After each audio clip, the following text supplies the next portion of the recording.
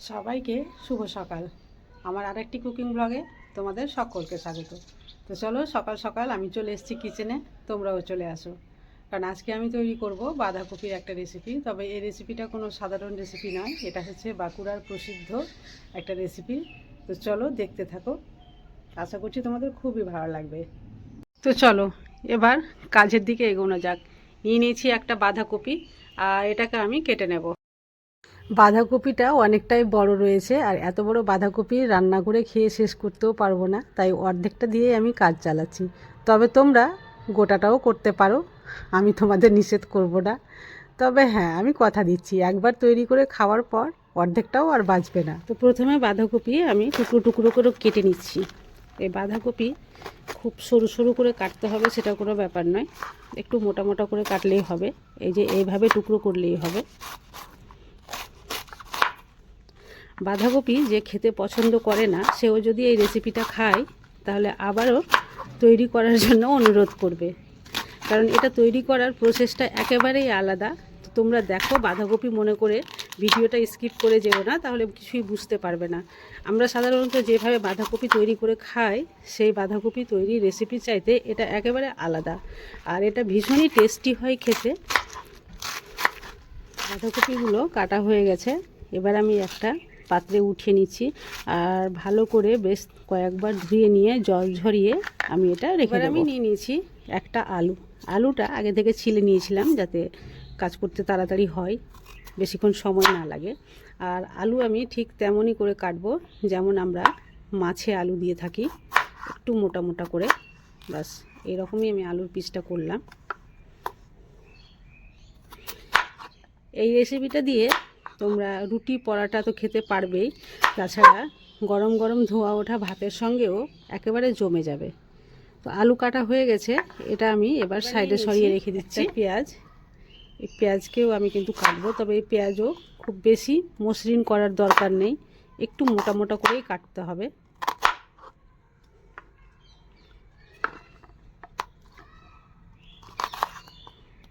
এখানে আমি অর্ধেকটা বাঁধাকপি নিয়েছি, তাই মাঝারি সাইজের একটা আলু নিয়েছি, আর পেঁয়াজ আমি একটা নিয়েছি।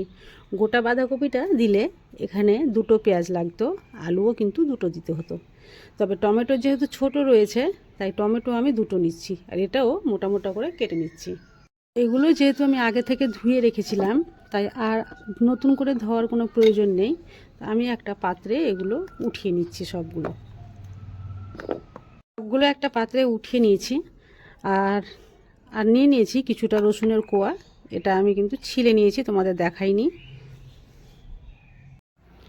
এবার আমি নিয়ে নিয়েছি একটা কড়াই, আর প্রথমে দিয়ে দিব কেটে রাখা বাঁধাকপিগুলো খুব ভালোভাবে জল ঝরিয়ে নিয়েছি, আর জল নেই এখনও। তো সবগুলো বাঁধাকপি আমি এইভাবে কড়াইয়ে প্রথমে ছড়িয়ে দিলাম। এরপরে আমি অল্প করে লবণ দিয়ে দিচ্ছি। এবার যে আলুগুলো কাটা ছিল, সেই আলুগুলো আমি একটা একটা করে এভাবে ছড়িয়ে দিচ্ছি। তারপরে দিয়ে দেব টমেটোগুলো, ঠিক এইভাবে সাজিয়ে সাজিয়ে আমি সবগুলো দিয়ে দিচ্ছি। এতক্ষণে দেখে নিশ্চয়ই বুঝতে পেরে গেছো যে এটা একেবারে ভিন্ন প্রসেসে আমি তৈরি করছি। এরপরে যে পেঁয়াজ ছিল, সেই পেঁয়াজগুলো আমি এভাবে একটা একটা করে ছড়িয়ে দিচ্ছি। সবগুলো পেঁয়াজ দেওয়া হয়ে গেছে। এবার যে রসুন ছিল, সেটাও আমি কিন্তু এর মধ্যে দিয়ে দেব। তো রসুনটা আমি একটু মধ্যেখানেই দিয়ে দিচ্ছি, এই যে। এবার আমি দুটো নিয়ে নিয়েছি কাঁচা লঙ্কা দুটো আমি এভাবে রেখে দিলাম। এবার খুবই অল্প পরিমাণে জল দিয়ে দিচ্ছি। শেষে যেটা দেব সেটা হচ্ছে সরষার তেল, কাঁচা সরষার তেল। এটা দেওয়ার জন্য এর স্বাদটা একেবারে সম্পূর্ণ চেঞ্জ হয়ে যাবে। বাস, আর কিচ্ছু দিতে হবে না। এবার গ্যাসের ফ্লেম মিডিয়াম টু লোয়ে রেখে এটা ভাপে নিতে হবে। সম্পূর্ণ সেদ্ধ করার দরকার নেই, হাফ সেদ্ধ হলেই হবে। যতক্ষণে বাঁধাকপিগুলো সিদ্ধ হচ্ছে, ততক্ষণে আমি কিন্তু একটা পেস্ট করে নিচ্ছি। নিয়ে নিয়েছি সাদা তিল, আর একটা কাঁচা লঙ্কা, এটা আমি পেস্ট করে নিচ্ছি। এখানে আমি সাদা তিল নিয়েছি, তোমাদের কাছে সাদা তিল না থাকলে তোমরা লাল সরষার সঙ্গে কাঁচা লঙ্কা বেটেও নিতে পারো।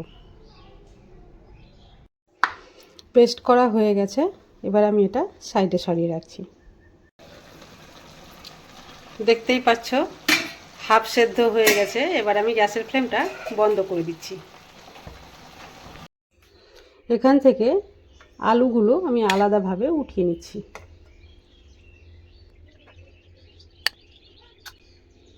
আলুগুলো আমি কেন উঠাচ্ছি সেটা পরে তোমরা নিশ্চয়ই বুঝতে পারবে। এবার যে টমেটো, পেঁয়াজ, লঙ্কা, তারপর রসুন, এগুলোও কিন্তু আমি উঠিয়ে নেব।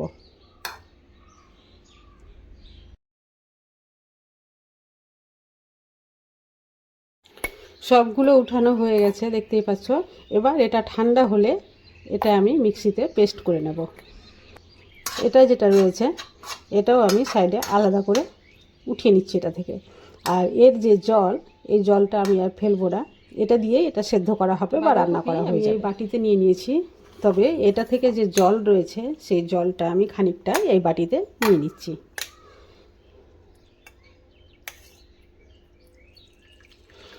এই জলের মধ্যে মশলার সব গুণাগুণ রয়েছে, তাই আমি এই জলটা ফেলছি না। এই জলটা দিয়েই আজকের রেসিপিটা আমি রান্না করব। যে মশলাগুলো সাইডে সরিয়ে রেখেছিলাম উঠিয়ে, পেঁয়াজ, টমেটো, রসুন, লঙ্কা, এগুলো সবগুলো আমি পেস্ট করে নিলাম।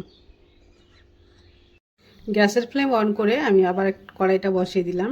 এবার আমি এটাতে দিয়ে দেব সরষের তেল। খুবই কম করে আমি তেল দিচ্ছি, যেহেতু এর আগেও আমি কাঁচা তেল দিয়েছিলাম। তেল গরম হয়ে গেছে, তাই এখানে দিয়ে দিলাম সামান্য 5 ফোড়ন। 5 ফোড়ন একটু ভাজা ভাজা হয়ে গেছে, তাই দিয়ে দিলাম আলু। যে আলু সেদ্ধ করে রেখেছিলাম সেই আলু।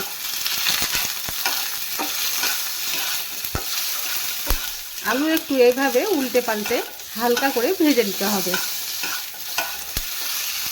গ্যাসের ফ্লেমটা আমি এই পর্যায়ে একেবারে মিডিয়াম টু লোয়ে রেখেছি।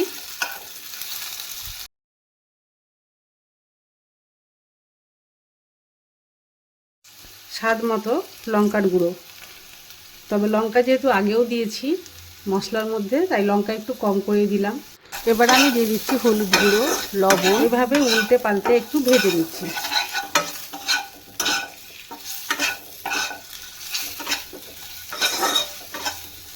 ভাজা হয়ে গেছে, তাই আমি সেই জলটা দিয়ে দিলাম, যেই জলটা রেখেছিলাম। আর এরপরে দিয়ে দেবো মশলার পেস্ট। এই রেসিপিটা একটু ঝাল ঝাল হবে। গ্রেভিটা ফুটে উঠেছে, তাই এখানে আমি দিয়ে দিচ্ছি বাঁধাকপিগুলো। দিচ্ছি কিছুটা মটরশুঁটি, এটা একেবারে অপশনাল, তোমাদের পছন্দ হলে দেবে, না হলে স্কিপ করতে পারো।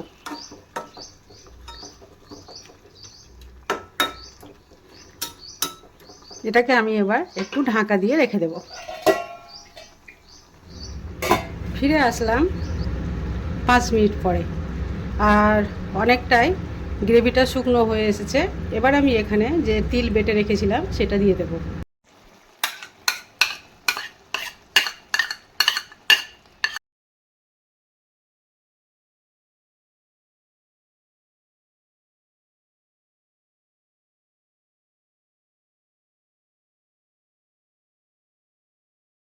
তো দেখো তৈরি হয়ে গেল আমাদের বাঁকুড়ার স্পেশাল।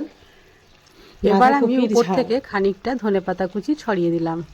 তোমরা এখানে ইচ্ছে করলে সামান্য চিনি দিতে পারো, আমি কিন্তু এবার আমি একটা সার্ভিং বলে সার্ভ করে নিয়েছি। আর দেখতেই পাচ্ছ কতটা সুন্দর এবং টেস্টি হয়েছে। তোমরা কি করে বুঝবে টেস্টি হয়েছে, তাই তো? অবশ্যই একবার তৈরি করে খাবে এই শীত শেষ হওয়ার আগে, তাহলেই বুঝে যাবে যে কতটা টেস্টি হয়েছে। ধোঁয়া ওঠা গরম ভাতের সঙ্গে যদি এটা একটা রেসিপি থাকে, তাহলে আর কিচ্ছু দরকার নেই।